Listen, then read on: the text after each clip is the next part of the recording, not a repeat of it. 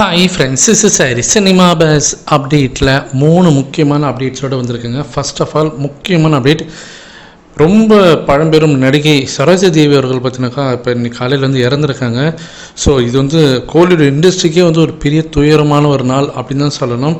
So Rajini சாரோடைய ட்வீட்டும் இன்றைக்கி காலையில் நம்மளால் பார்க்க முடியுது. உடனே ட்வீட் போட்டுட்டார். ஸோ சிவாஜி, எம்ஜிஆர்னு சொல்லிட்டு பெரிய பெரிய லெஜெண்ட்ஸ் கூடலாம் நடிச்சிருக்காங்க. நம்ம எல்லாருக்குமே தெரியும். நம்ம வந்து ரீசெண்டாக வந்து ஆதவன் படத்தில் கூட நம்ம பார்த்துருப்போம், சூர்யா சாரோட படத்துலையும் பார்த்துருப்போம். அதுக்கப்புறமேட்டா நிறைய பேர் கூடலாம் நடிச்சிருக்காங்க. ஆனால் அவங்களோட நடிப்பு வந்து வேறு லெவல் என்றைக்குமே. ஸோ அவங்க இன்றைக்கி இல்லைன்றது கோலிவுட் இண்டஸ்ட்ரியில் ஒரு பெரிய துக்கமான ஒரு நாள் தான் சொல்லணும். ரஜினி சார் வந்து பல கோடி இதயங்களை கவர்ந்த மாபெரும் நடிகை சரோஜா தேவி அவர்கள் இப்போது நம்முடன் இல்லை, அவருடைய ஆத்மா சாந்தி அடையட்டும் அப்படின்ற மாரி அவர் ட்வீட் போட்டிருக்காரு.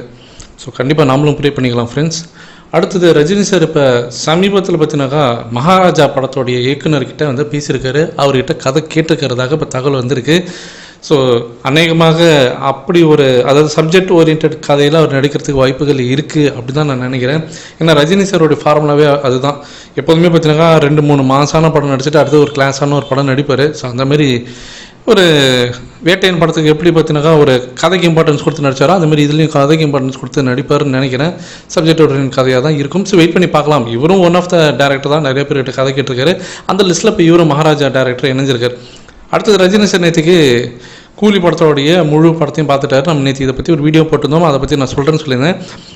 கலாநிதி மாறன் அவங்களும் பார்த்துருக்காங்க கூட சேர்ந்து. அது இல்லாமல் இன்னும் 2-3 பேர் பார்த்துருக்கதாக தகவல் வருது.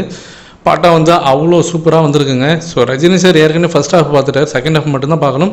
இப்போ ஃபைனல் ரெக்கார்டிங்லாம் பண்ணி மிக்சிங்லாம் பண்ணி கலர் கிரேடிங்லாம் முடிச்சுட்டு பக்கா போஸ்ட் ப்ரொடக்ஷன் பண்ணி முடிச்சுட்டு படத்தை வந்து பார்த்துருக்காங்க. ஏறத்தாழ ஒரு 3 மணி நேரம் ஓடுது படம். இன்னும் ஒரு 5லேருந்து ஒரு 10 நிமிஷம் கட் பண்ண முடியுமா அப்படின்ற மாதிரி டிஸ்கஸ் பண்ணியிருக்காங்க டீம். படம் பார்த்துட்டு லோகேஷ் கனகராஜ்கிட்ட கண்டிப்பாக நம்ம இன்னொன்று ஒரு படம் பண்ணலாம் லோக்கி அப்படின்ற மாரி அவர் சொல்லியிருக்காராம்.